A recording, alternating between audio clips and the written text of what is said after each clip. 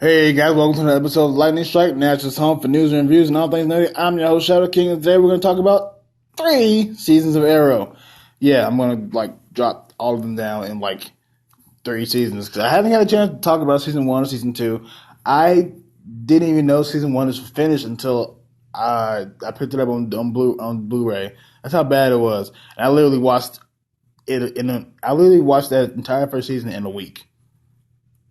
Every time I was at home, my TV was on my DVD of Arrow. Yes. Anyway, so really quickly, season 1. Really quick, I never was able to properly review season 1 of Arrow, so here's the quick thought. It was the start of something epic. It struggled in some areas, but I mean, come on.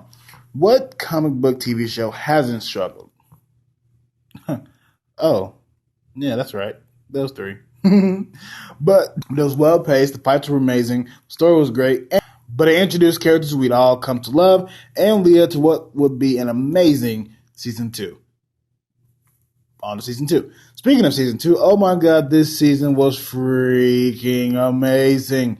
And it brought closure to several plot points from season 1. Slade was a downright badass. The emotions were high. The action was ramped up. And the introduction of Sarah as Black Canary 1 was awesome. Season 3. Signing on for season 3. You remember when I said the introduction of Sarah was awesome? Well, this happened in the first episode, and it just shocked the hell out of us. They killed her! But more on that later.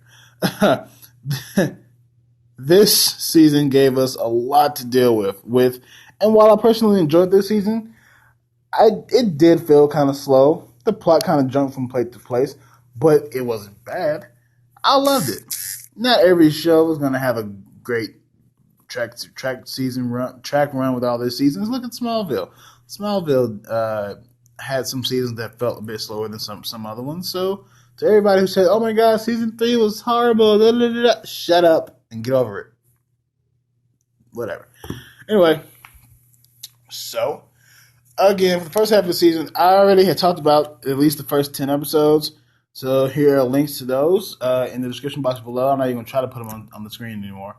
But you can check those out. And now let's get on to the second half. So, the second half of this season focuses on other heroes of Team Arrow trying to cope with the death of Oliver. I'm using air quotes. You can't see me because I'm recording my voice. But I enjoyed the Brick arc. It was a good time to have Laurel as Black Canary step up. I enjoyed seeing her rise as a hero in training in the back half of the season. Then, hey, what a surprise, Oliver isn't dead, but now he must become the new Ra's al Ghul. Death and behind-the-scenes plotting happens, and then bam, they just end and ride off into the sunset happily ever after. No, literally, that's how it ends. Ollie says, screw bring the Arrow, I'm going to go steal a Porsche and ride to God knows where with Felicity. To do things. Anyway, the top 3 best things about season 3. Number 1, Justice League on TV, man. The amount of heroes in this season was too damn high, and I think that was one of the best qualities about it. It gave the chance to develop other people as heroes besides Ollie. Number 2, the action. One of the constants about Arrow that will continue to be an amazing thing is the action set pieces and the awesome fight scenes. And this season, even with ups and downs, is no expectation. Everything was just fast-paced fighting. Everything was great. The action was so amazing, and I love it, love it, love it, love it, love it. Number 3, the crossovers.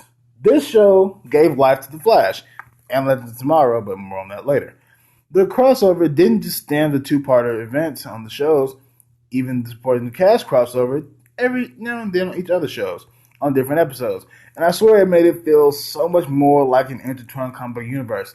Take notes, Marvel. We want to see Hawkeye and possibly Black Widow appear on Agents of S.H.I.E.L.D. Maybe. And we want to see Coulson appear in the movies. Please. Sorry, I got off track. Top 3 worst things. Unfortunately, with this season being as slow and kind of plot hoppy as it was, the hip hopping plot points were just kind of annoying, slightly. Like I said earlier, this season felt like it was hopping all over the place, and with who it wanted to focus on and what arcs it focused on. Not as bad as Gotham did, but even though it was enjoyable, it could have been a bit more fleshed out. Number 2, ruin surprises. This is kind of the worst thing for all the shows that I've had to review or will review is the freaking after episode previews. Those ruined so many surprises for me this season. If something big happens like Ollie dying, don't end the episode and immediately show me that someone saved him. Save stuff like that for the episode itself. You monkey bastards. Final thoughts. Honestly, even with all the griping I've heard from a lot of different people, I have to say what I said earlier. It's not perfect. Look at all the other TV comic book shows we have. And otherwise, with more than 2 seasons, not every season is going to be perfect. They're bound to have some shows that kind of have slow ones. Hell, Gotham Season 1 was slow, but Gotham Season 2 is starting off with a bang. So, enough of that. To everyone saying that this season of Arrow sucked and blah, blah, blah, blah, blah, I say you have failed this city. Stop being so damn judgmental and try to look at these shows in a different perspective before you go off your rocker. That might be a video I have to do. Perspectives. Anyway, enough of that. Rating, this season gets a 7 out of 10, which is a very well done. Because that's really what it was. It was a very well done season. Slow, but still damn enjoyable. And I can't wait for season 4. So, that being said, thanks for watching, guys. Have a nice day. Oh, and stay nerdy Nashville.